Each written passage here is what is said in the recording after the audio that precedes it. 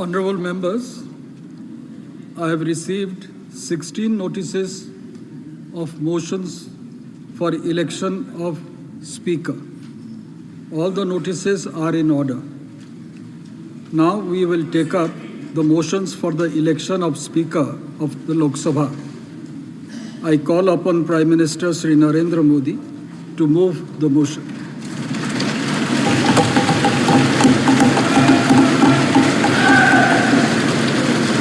महोदय, मैं प्रस्ताव करता हूं कि श्री ओम बिरला जी, जो इस सभा के सदस्य हैं, को इस सभा के अध्यक्ष के रूप में चुना जाए। Shri Rajnath Singh to second the motion. महोदय, आपकी अनुमति से माननीय प्रधानमंत्री जी द्वारा प्रस्तुत प्रस्ताव का मैं समर्थन करता हूं।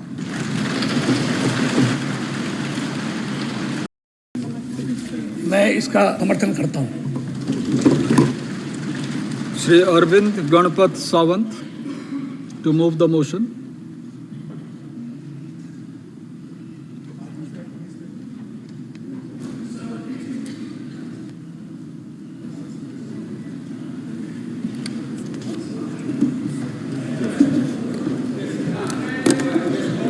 Item number 12. Mic is not working.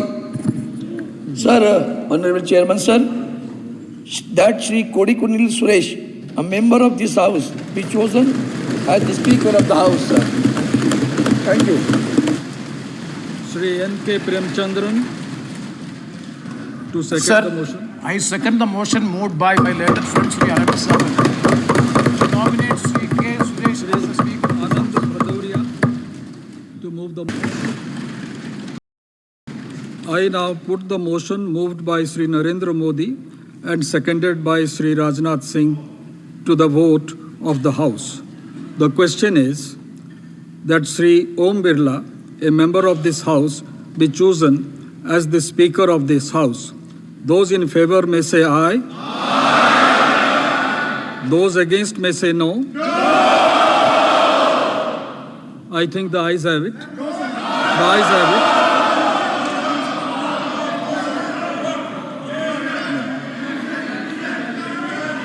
The motion is adopted.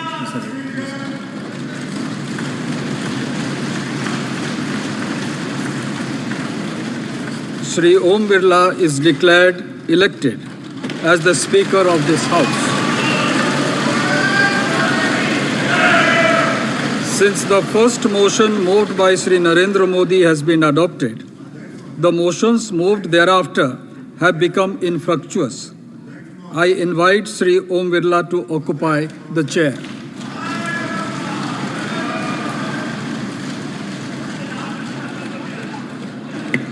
इन्होंने डिवीजन फोर्स नहीं किया है, इसलिए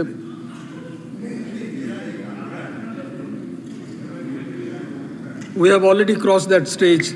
I invite Shri Om Birla to come up and occupy the chair.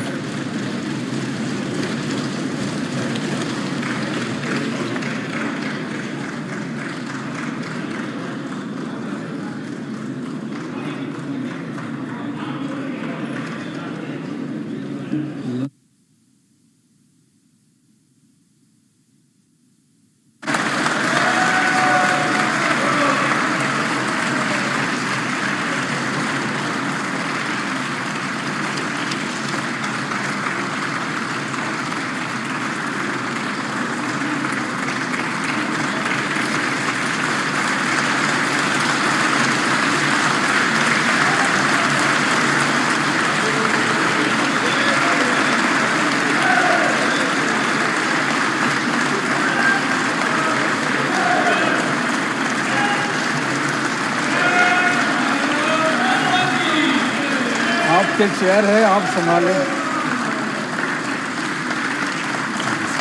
Please.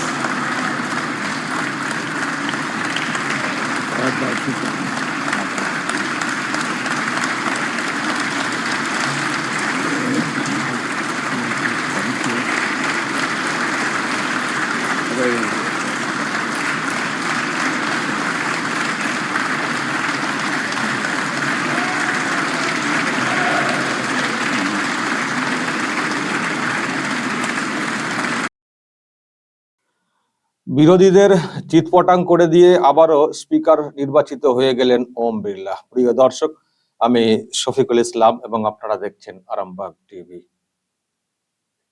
গতকাল থেকে খুব চলছিল যে স্পিকারের পদে এনডিএর যিনি প্রার্থী হচ্ছেন ওম বিড়লা, তার বিরুদ্ধে ইন্ডির প্রার্থী দেওয়া হবে এবং সেটা নিয়েও আবার ইন্ডির অন্দরে দ্বন্দ্ব লেগে গেছিল। রাহুল গান্ধী কে সুরেশের নামটা ঘোষণা করেছিলেন, তাতে তৃণমূল কংগ্রেসের আপত্তি যে কংগ্রেস একতরফাভাবে প্রার্থী ঘোষণা করেছে, আমাদের সঙ্গে আলোচনা করেনি, দাদাগিরি করছে, এসব বলা হচ্ছিল। অভিষেক একটা মন্তব্য করেছিলেন, আমি বলেছিলাম যে বাহানা, এসব বাহানা। তো পরে আবার সমর্থনের কথাটা সামনে এসছে যে তারাই সমর্থন করবেন, সিদ্ধান্ত হয়েছে। পরে একটা বৈঠক হয়েছে মল্লিকার্জুন খার্গের ঘরে, সেখানে টিএমসির ডেরেক ওব্রায়ন, কল্যাণ ব্যানার্জিরা গিয়েছিলেন। যিনি বড় বড় কথা বলছিলেন তিনি কিন্তু যাননি বৈঠকে। এই আর কি, মানে এরা কিরকম টাইপের জানেন তো, ধরি মাছ নাচুই পান, এই টাইপের, দুদিক মেনটেন করে কৌশল করে বেঁচে থাকার চেষ্টা। তারপরে পরে শোনা গেল যে সিদ্ধান্ত হয়েছে মানে ইন্ডির যিনি আর কি প্রার্থী হবেন, পদপ্রার্থী, তাকে সমর্থন করা হবে। তো যখন আজকে প্রস্তাব করলেন প্রধানমন্ত্রী নরেন্দ্র মোদী, তারপর রাজনাথ সিং আর অন্যরা, এবং উল্টো দিক থেকে কে সুরেশ ইন্ডি জোটের যিনি পদপ্রার্থী, তার নামটাও প্রস্তাব করা হলো, তারও সমর্থনের কথা হলো। যখন ভোট হলো, ধ্বনি ভোট, নিশ্চয়ই আপনারা শুনলেন, ধ্বনি ভোটে নর্মাল যা হিসেব, যা অঙ্ক এবং যা হাত, যা আওয়াজ, তাতে করে অবশ্যই ওম বিড়লার মানে প্রতি সমর্থনটা।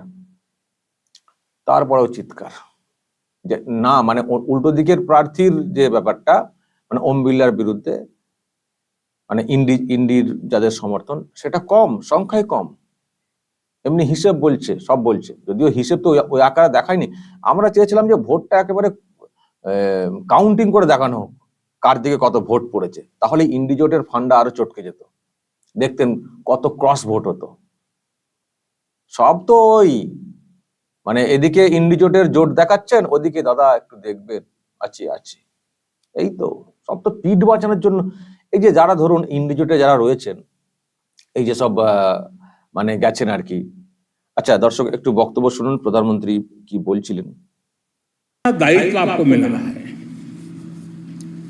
और आपका 5 वर्ष का अनुभव और आपके साथ हम लोगों का 5 साल का अनुभव, हम सबका विश्वास है कि आप आने वाले 5 साल हम सबका मार्गदर्शन भी करेंगे और देश की आशा अपेक्षाएं पूर्ण करने के लिए ये सदन अपना दायित्व निभाने में आपकी बहुत बड़ी भूमिका रहेगी।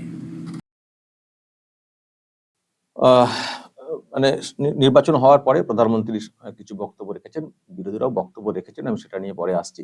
আমি যেটা বলছিলাম যে এই যে যারা ইন্ডি জোটে লাফালাফি করছেন, মানে কি জন্য লাফালাফি করছেন আপনাদের কি মনে হয়? দেশের উন্নতির জন্য, নিজের এলাকার উন্নতির জন্য?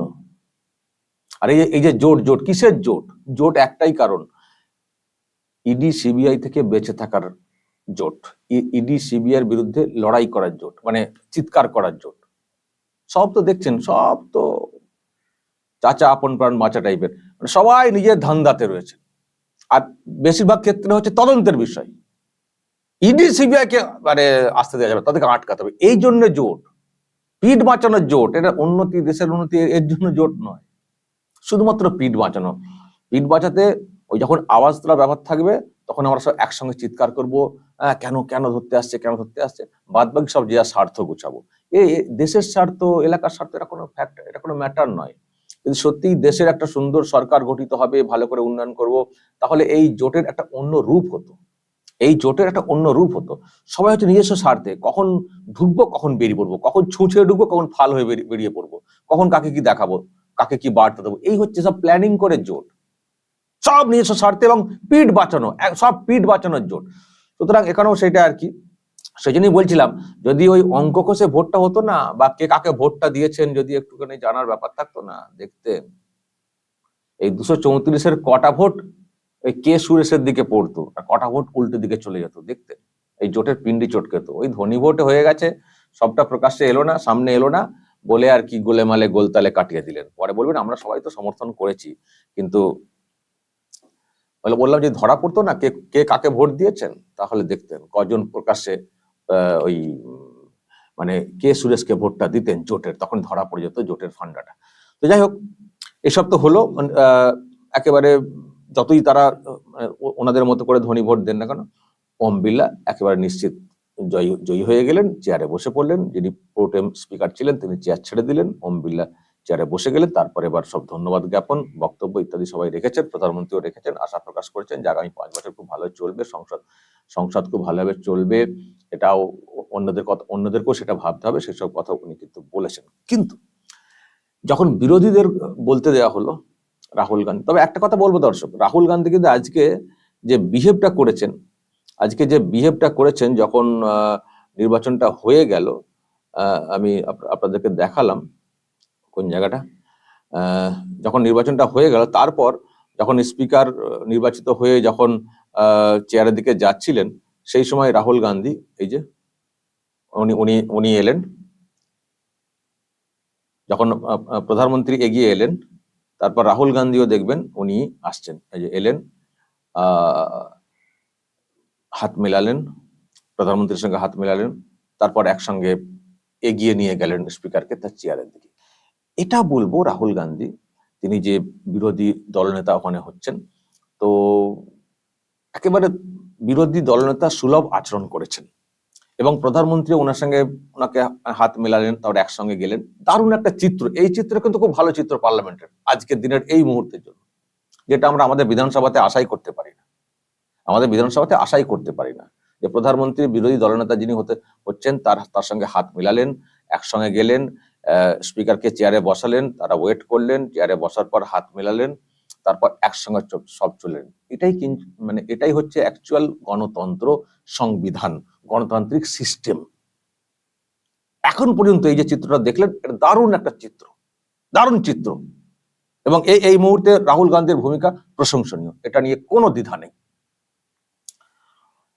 কিন্তু তারপরেই যখন সব বক্তব্য রাখতে উঠলেন, যখন তাদেরকে বক্তব্য রাখার জন্য বলা শুরু হলো, ব্যাস শুরু হয়ে গেল জ্ঞান দেওয়া। এবং তার মধ্যে তৃণমূল কংগ্রেস যেখানে থাকবে তারা তো একটু বেশি করে জ্ঞান দেবেন, তো বেশি করে জ্ঞানটাও দেওয়ার চেষ্টা হয়েছে। সুদীপ বন্দ্যোপাধ্যায় তৃণমূল কংগ্রেসের, উনি বক্তব্য রেখেছেন। আচ্ছা, আমি 3 জনের বক্তব্য একটু করে শোনাবো, রাহুল গান্ধী, অখিলেশ যাদব এবং সুদীপ বন্দ্যোপাধ্যায়। একটু করে শুনুন, তারপরে আমি আলোচনাতে আসছি।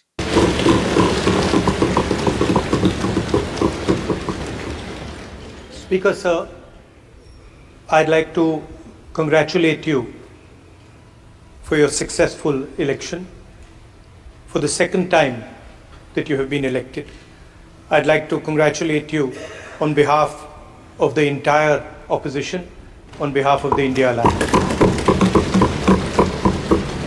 Speaker sir,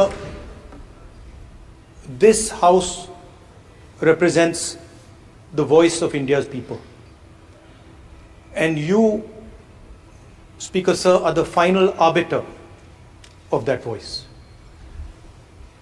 Of course, the government has political power, but the opposition also represents the voice of India's people. And this time, the opposition represents significantly more voice of the Indian people than it did last time. Speaker sir, the opposition would like to assist you in doing your work. We would like the House to function often and well. Speaker sir, it is very important that cooperation happens on the basis of trust. It is very important that the voice of the opposition is allowed to be represented in this House. I am confident that you will allow us to represent our voice, allow us to speak, allow us to represent the voice of the people of India. Rahul Gandhi বক্তব্য রাখলেন এইভাবে, উনি ওনার মতো করে কিছু কথা বললেন, কিছু জ্ঞানও দিলেন স্পিকারকে। তারপর অখিলেশ যাদবকে বলতে বলা হয়। আমি এই জায়গাটা একটু দর্শক আপনাদেরকে দেখাবো। प्रधानमंत्री जी और हमारे साथी लीडर ओपोजिशन ने आपको बधाई दी है, वहीं मैं भी उनसे जुड़ करके आपको बधाई देना चाहता हूं। आप इस सदन के स्पीकर दोबारा चुने गए हैं। आपके पास 5 साल का जहां अनुभव रहा है, वहीं आपके पुराने और नए सदन का भी आपको अनुभव रहा है। मैं अपनी तरफ से, अपने साथ के सभी सदस्यों की तरफ से बहुत बहुत बधाई और शुभकामनाएं देता हूं। जिस पद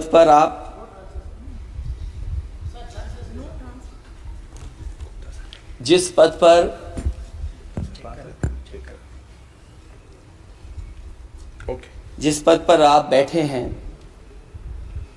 इससे बहुत गौरवशाली परंपराएं जुड़ी हुई हैं और हम सब यही मानते हैं कि बिना भेदभाव के आगे बढ़ेगा और लोकसभा के अध्यक्ष के रूप में आप हर सांसद और हर दल को बराबरी का मौका और सम्मान देंगे। निष्पक्षता इस महान पद की महान जिम्मेदारी है। आप लोकतांत्रिक न्याय के मुख्य न्यायाधीश की तरह बैठे हैं। हम सबकी आपसे अपेक्षा है कि किसी भी जनप्रतिनिधि की आवाज दबाई न जाए और ना ही निष्कासन जैसी कार्रवाई दोबारा सदन की गरिमा को ठेस पहुंचाए। অখিলেশ যাদব উনিও ওনার মতো করে জ্ঞান দিলেন এবং তারপর সুদীপ বন্দ্যোপাধ্যায় তিনি বক্তব্য রেখেছেন। আমি তার বক্তব্যের অংশটা আপনাদেরকে দর্শক একটু শুনিয়ে শেষ করব। দেখুন। Sudip Bandyopadhyay. Sir, I congratulate you for your becoming second time Honorable Speaker of the House. Sir, my first entry in this parliament was in 12th Lok Sabha. A long experience I gathered, and what is my impression, sir? That a house doesn't run properly if there is no leader of the opposition officially. But we are glad that now our country has got one leader of the opposition in the parliament. Sir, parliamentary democratic system upon which we are the firm believers, it depends upon the secularism, communal harmony and unity of the country. Somewhere, sir, the floor of the house always depends that what would be the attitude of the treasury bench. It is my firm belief, and so far parliamentary democratic process is concerned, sir, a house belongs to the opposition. This attitude is to be adopted by the ruling party itself. এই যে দর্শক শুনলেন Sudip Bandyopadhyay house মানে বিরোধীদের জন্য বলে খুব জ্ঞান দিচ্ছেন। আর ওনার দিদি বা ওনাদের দিদি বলেন না বোন বলেন কে জানে, তিনি যে কি করেন বিধানসভাতে সেটা উনি কিছু ভাবেননি বা সেটা নিয়ে ওনার মুখে কোনো কথা নেই। পার্লামেন্টে গিয়ে জ্ঞান দিচ্ছেন যে হাউস হচ্ছে বিরোধীদের জায়গা, আর আমাদের বিধানসভাতে কি হয়, মুখ্যমন্ত্রী ওনাদের নেত্রী কি করেন, বিরোধীদের কণ্ঠ কিভাবে রোধ করার চেষ্টা করেন, সেটা মনে হয় উনি জানেন না। অনেক বড় বড় লেকচার দিয়েছেন, ওই যারাই বক্তব্য রেখেছেন বিরোধীরা তারা সব বড় বড় জ্ঞান দিয়েছেন। যাই হোক দর্শক, এইসব হলেও আলটিমেটলি জোটের প্রার্থী তিনি টিকতে পারেননি, তাকে হটতে হয়েছে। স্পিকার হয়ে গেছেন, আরো একবার দ্বিতীয়বার স্পিকার হয়ে গেলেন ওম বিড়লা। তিনি আবারও 5 বছর পার্লামেন্টের সেশন চালাবেন, তাকে চেয়ার ছেড়ে দিয়েছেন প্রোটেম স্পিকার আজকে নির্বাচনের মাধ্যমে। আর ইন্ডি জোটের যিনি প্রার্থী ছিলেন তিনি হেরে গেছেন, তার স্পিকার হওয়া আর হলো না। স্পিকারের চেয়ার ওম বিড়লা দখল করে নিলেন। দর্শক কি বলবেন? বিরোধীদের গতকাল থেকে এত তোড়জোড়, এত কিছু, এইসব কি বলবেন? এবং এরপর হাউসকে তারা কিভাবে সত্যি সহযোগিতা করবেন? নিশ্চয়ই যদি এই নিয়ে আপনাদের কোনো মতামত থাকে বলবেন, যা বলার বলবেন। দর্শক কমেন্ট বক্সে নজর রাখবেন আরামবাগ টিভিতে।